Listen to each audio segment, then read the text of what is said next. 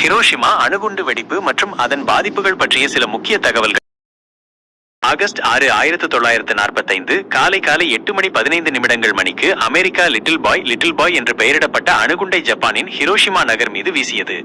இது இரண்டாம் உலகப் போரின் முடிவுக்கு வழிவகுத்தது.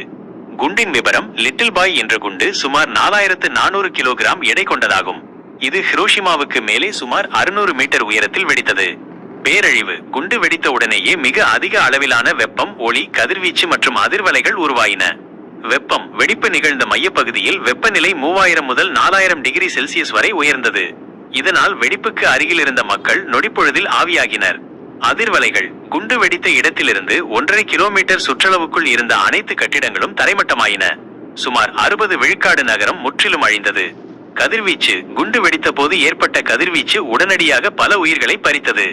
மேலும் அடுத்தடுத்த நாட்களில் மற்றும் பல ஆண்டுகளுக்கு பிறகும் கதிர்வீச்சினால் ஏற்பட்ட நோய்களால் பலர் இறந்தனர். உடனடி உயிரிழப்புகள்: குண்டு வெடிப்பின் போது 70,000 முதல் 1,40,000 பேர் உடனடியாக இறந்ததாக மதிப்பிடப்பட்டுள்ளது. நீண்டகால பாதிப்புகள்: நோய்கள்: கதிர்வீச்சினால் பாதிக்கப்பட்டவர்களுக்கு இரத்த புற்றுநோய், லியூகீமியா, மற்ற வகையான புற்றுநோய்கள், பிற நாட்பட்ட நோய்கள் போன்றவை ஏற்பட்டன.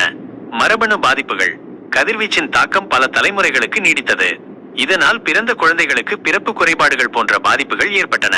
உளவியல் பாதிப்புகள்: குண்டு வெடிப்பில் உயிர் பிழைத்தவர்கள் ஜப்பானிய மொழியில் ஹிபகுஷா என்று அழைக்கப்படுகிறார்கள். தங்கள் வாழ்நாள் முழுவதும் உடல் ரீதியாகவும் மன ரீதியாகவும் பெரும் துன்பங்களை அனுபவித்தனர். இந்த அணுகுண்டு தாக்குதல் மனித வரலாற்றின் ஒரு கருப்பு பக்கமாக கருதப்படுகிறது. இது போரின் பயங்கரத்தையும் அணு ஆயுதங்களின் பேரழிவுகரமான விளைவுகளையும் உலகிற்கு உணர்த்தியது.